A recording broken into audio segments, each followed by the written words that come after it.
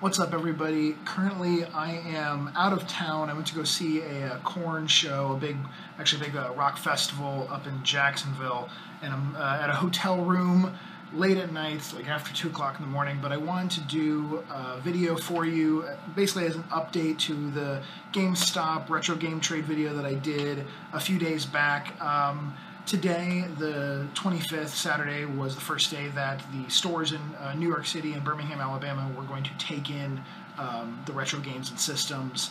And there's been some of the trade values have been announced, started to leak out. People have gone to take stuff in, called and asked questions, so I just wanted to give a little bit of that information to you.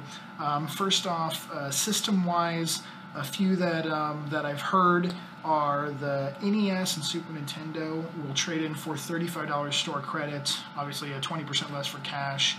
N64s trade in for like $30. I think Dreamcast also trade in for $30, and Sega Genesis would trade in for $20. So not horrible trade values. I know a lot of people were making jokes like, saying, oh, it's going to be $1, you're going to get $1 for your Super Nintendo. But honestly, $35 for a Super Nintendo or NES in the sense of getting, or selling it is not bad at all. Now, granted, I haven't seen the system prices for what they plan on selling the systems for. They do seem to be offering game-wise about 50 or 60% of what they're going to sell it for, so that's a pretty damn good trade-in value. Like some of the games, a lot of them are matching what they're going to sell for at eBay or very close to it. Like Final Fantasy 3 is like $50, or Chrono Trigger is like $90. So they're not going to be cheap or a steal or anything, but they are trying to compete with eBay and Amazon, so they're trying to put their price points right around what they're going to be at on those sites. But like I said, the trade value though is going to be about 50 or 60% of what it's going to sell for. So if it sells for $80, you'd be looking at maybe $40 to $45 or so in trade credit, possibly a little bit more, in some cases. So I thought that was pretty interesting. Now, like I said, they've listed quite a few of the different games that they'll be trading in and the values, but they actually don't have everything updated in their systems or on their computer servers yet. I've heard, some rumors and stuff that maybe on Monday everything will be in there. Honestly, it seems right now that a lot of the rarer games just have not been mentioned yet. Like anything that seems to be mainly over the $50 range, besides like one or two games that were higher than that, there's nothing that is $200, $400, $500. No Little Samson or Surprise the Dinosaur Peak or anything like that yet.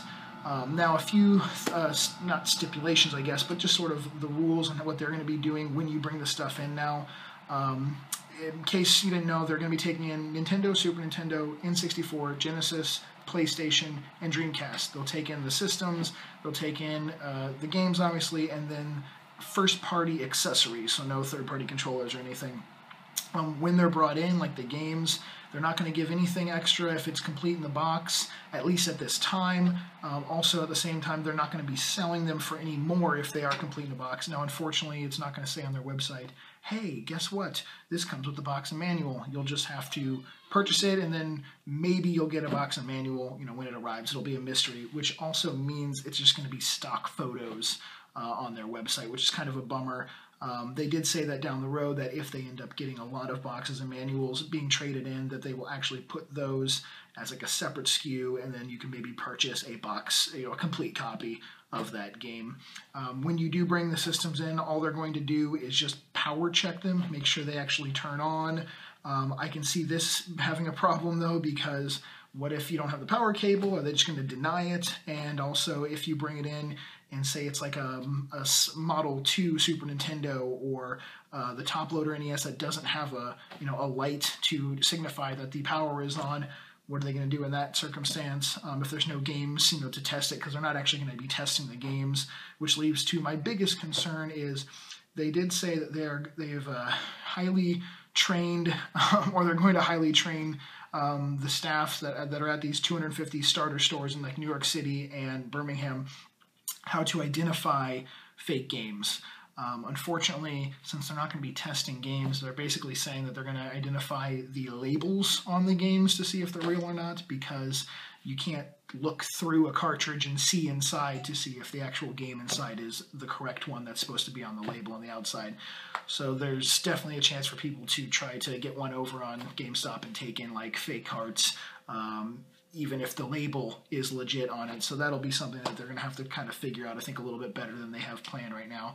But that's it, guys. Basically, I just want to give a little bit of update, some more news on it, and some of like the trade values. My personal opinion is, obviously, they could offer a hell of a lot less. You know, they could have offered $5 or $10 for systems, but I knew that they weren't going to, because they need these items to come in. They're hoping people are going to bring them in so then they can put them for sale on the site. We're not going to see them for sale for up to maybe around 2 months until they actually maybe get some inventory in to put on the website. But again, this is only on their website it's going to be for sale. You're not going to walk into a GameStop and see any of these sitting on a shelf. It's just on their website. But let me know down below in the comment section, what do you think? What do you think of these trade values? Like I said, if you search online, you can actually find some of these trade-in values. There's some like sheets that have the prices that they plan on selling them for and the trade values.